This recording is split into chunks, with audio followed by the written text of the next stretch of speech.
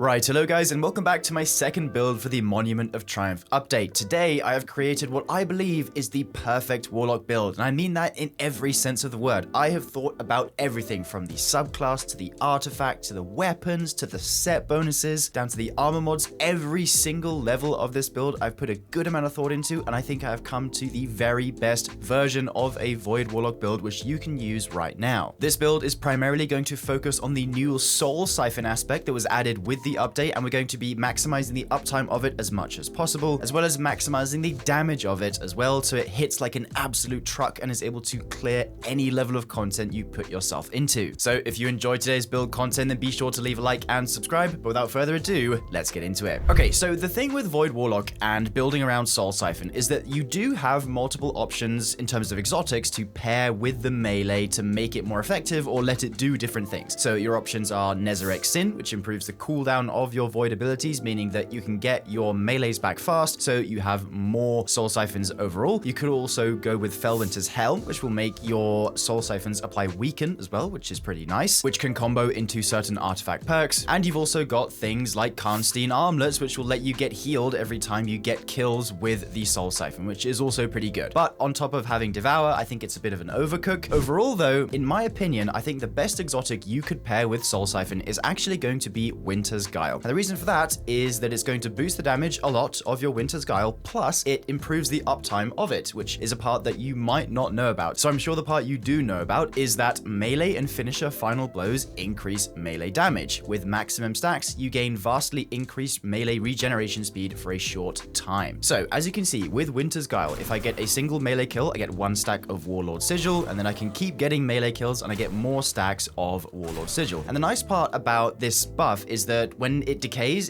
1 stack at a time rather than the full buff. So even if you lose a stack, that's fine. You'll only go down by 1 to the one after, or to the one below that. So I can just continue getting melee kills to stack this up. And actually, if I expend my melee charges, the first thing you'll notice when I manage to get to times 10, which is the maximum, is I'm actually going to get a melee charge back. As you can see here, it fully refunded a melee charge, and now I have Warlord's Fury ready. So if I use a melee in this time period, I can activate my Soul Siphon, and as you can see in the bottom left, my melee is regenerating incredibly quickly for those 3 seconds. So you have a ton of uptime on your melee because it is recharging so fast, and it is also doing a lot of damage. At the Warlord's Fury stage, you are dealing, I believe, 400% increased melee damage. And from the gameplay you're seeing, there are points where I come across some high value targets that I am able to absolutely evaporate with this melee when I have it at high stacks. Of course, the trouble is, if you are trying to get to high stacks, you need to get a lot of value out of your melee abilities, as in get multiple kills with them to get to that stack. So that is where things like our weapons come in. We're actually going to be using Cole's Shadow here, which does work with Winter's Guile. But before we get into that, we're first going to take a look at our subclass. So for the subclass for the super, I am starting with Nova Bomb Cataclysm. You can kind of do whatever you like here. This is just the one that I prefer the most. Going for the Healing Rift here as well. Pocket Singularity, which we are locked to. No other Void melees, unfortunately. Going for the Vortex Grenade here because it is the most consistent in my opinion. Then for the aspects, of course, the first one we are going to want is Soul Siphon. This is the one that is going to allow us to have that special melee ability. It doesn't require a kill. All it requires is a melee hit, a powered melee hit, and then it gives you this special melee. Plus, it does give 3 fragment slots as well, which is quite nice. Then, of course,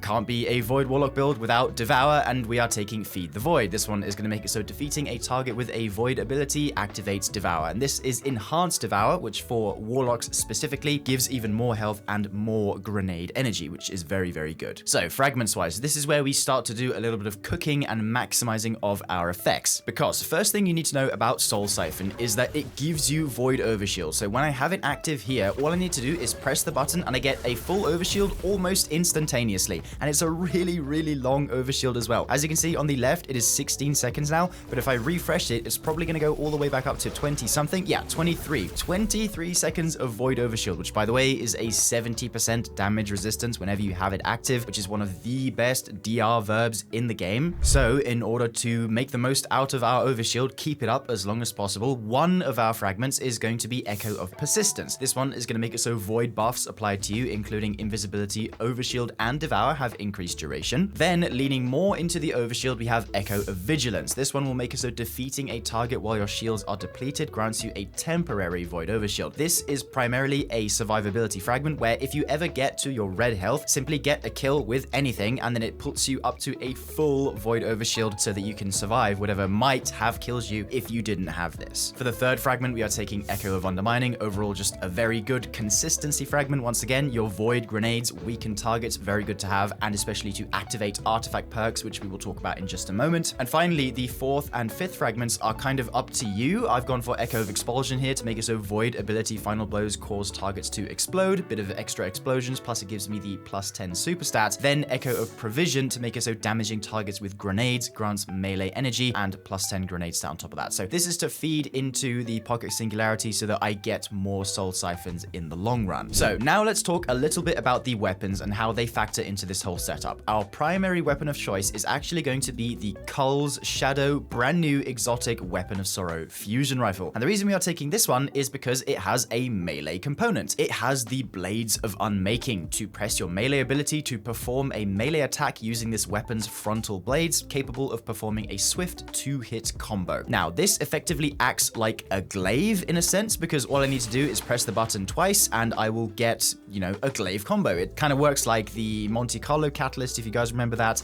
And the nice thing about this is that it stacks Warlord Sigil. So I can use this to get stacks of Warlord Sigil. If, say, I had run out of both of my Pocket Singularity charges and I was just trying to get to ×10 so I could get a single charge back to get my loot going with Warlord's Fury, I can use Cold Shadow to help top off these stacks. And plus, it's the new exotic, so, you know, why not have a chance to mess around with it? I just thought it would be a good place to put this. The rest of the perks, you know, they contribute to the build in some way. If you get kills with the actual fusion rifle form, we have the crystal which spawns, and you can configure this however you like. You can use it to increase your speed, which is the one I've gone for here, the Soulfire Zeal, because I think it just makes movement a little bit, you know, quite swift, quite nice. But your other options are to make it so whenever you break a crystal, you get some of those Soulfire charges to be able to make more of them. There's also Soulfire Rancor to make it so whenever you break a crystal, it spreads corruption. And then you also have Soulfire Skewer to make it so your crystal detonations empower your melee to also apply poison. There's not too much of a huge link between poison and this build. That's something I could save for a future Necrotic Grip build, for example. But for this build, the main reason we are taking it is for the melee attack that it has. Plus, it being a fusion rifle is a lot more versatile, in my opinion, than it being a glaive. I would much rather have a glaive fusion hybrid than a glaive with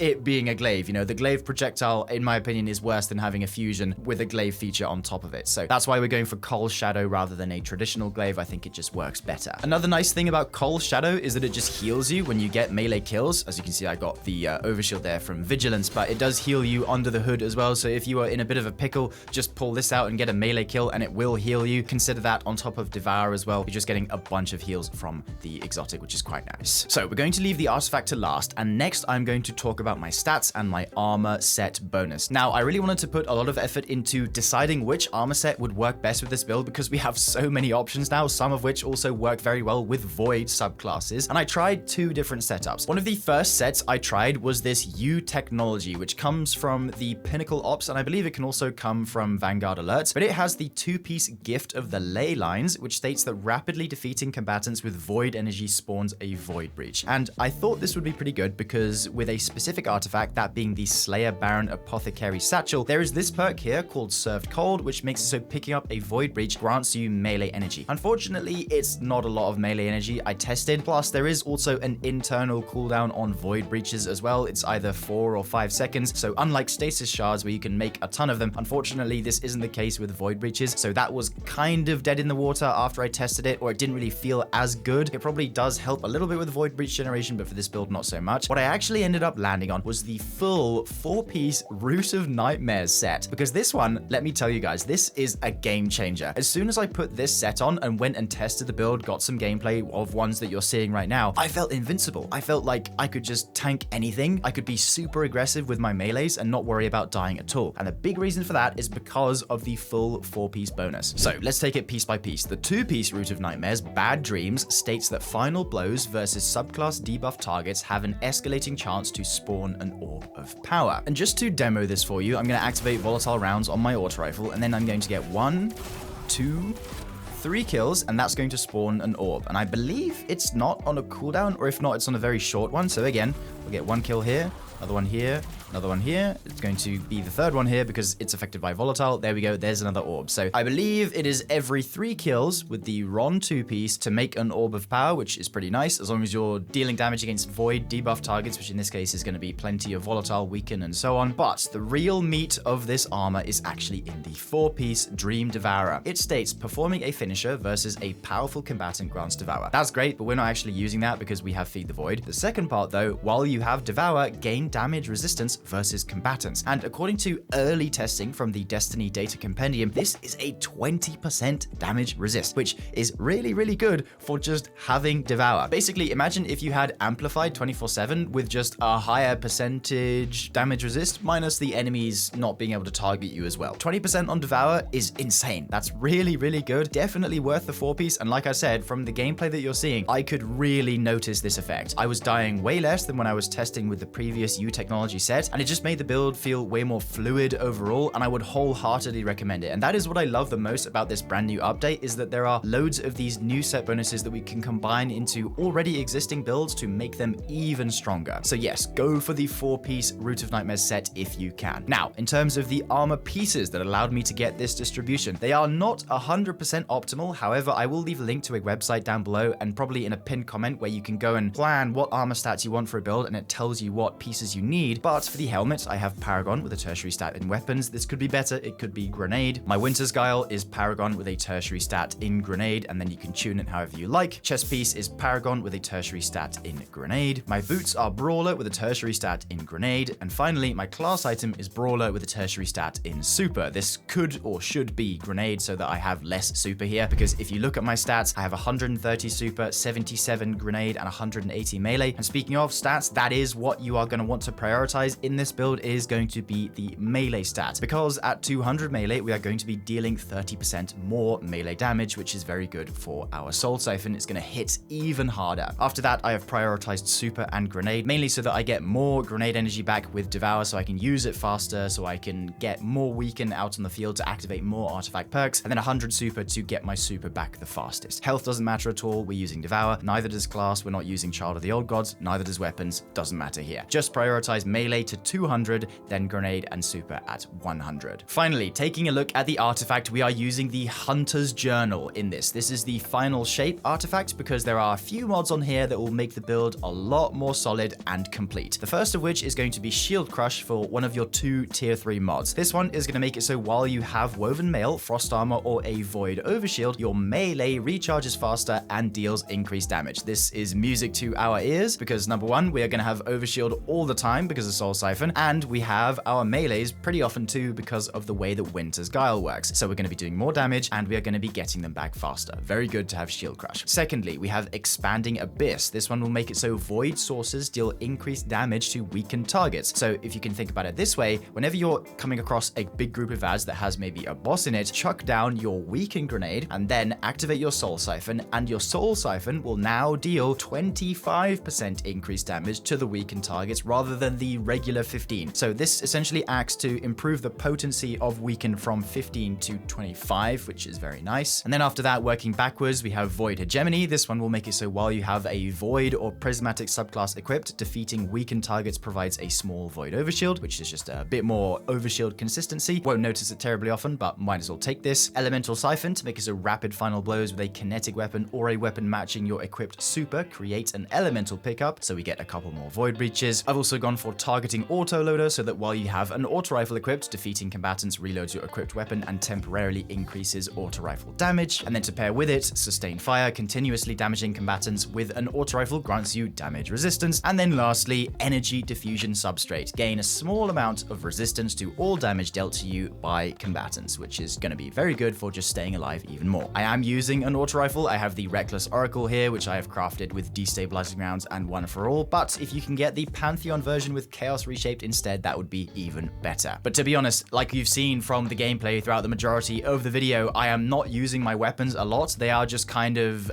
accessories to the main build, which is just going to be the melee spam, which is, like I said, the main centerpiece, and we're building into the most. So that is how you put everything together to make the build work as best as possible. And now let's wrap it up with the armor mods to kind of seal the deal. For the helmet, we are taking 2 copies of hands-on to make it so whenever we get kills with our Soul Siphon, we are getting a ton of super energy back, as well as a Void Siphon so that double kills with our auto rifle make orbs. I've gone for 2 heavy-handed and 1 melee font on my gloves, but you should go triple heavy-handed if you can get natural 200 melee stat. The only reason I've gone for a melee font is because I have 180. For the chest piece, it is general resist mods like usual. For the boots, I have stacks on stacks, absolution, and invigoration for some bonus melee energy on orb collection. Then finally for the class item, it is time dilation, a class font, and powerful attraction. As far as the optimal gameplay loop for this build is concerned, I always like to open up with a single melee ability, which lets me get my first Soul Siphon off to generate around half of my stacks of Warlord Sigil, plus give me that potent overshield. Then after that, I maybe get a couple kills with Cull Shadow to improve the damage of my next Soul Siphon, and by the time my next Soul Siphon is ready, it will tick over into the Warlord's Fury buff, and from there on, it's just go crazy. The only times where this build might struggle a tiny bit is when you're trying to build your stacks back up after Warlord's Fury ends, but to be honest, it doesn't take long because of how many enemies Soul Siphon is able to attach to, plus the damage of Cull Shadow is affected by Winter's Guile, so it's going to be doing a ton of damage to help you stack that up when you don't have those melees in the first place. I really do think this build comes together very well, including everything from the set bonuses to the subclass to the weapons and to our mod choices as well, so I really hope you guys enjoyed the build and give it a try yourself. The fashion for the build is visible on your screen here. This is the classic Llama D2 fashion, and the dim link for the build is going to be down in the description box below for you to copy the build hassle-free. Seriously guys, try this, grind that Ron armor. It is going to make such a difference for any of your future Void builds. Anyway, that's all from me today. I hope you enjoyed the build, and I will see you in the next one. Bye for now, dear viewer.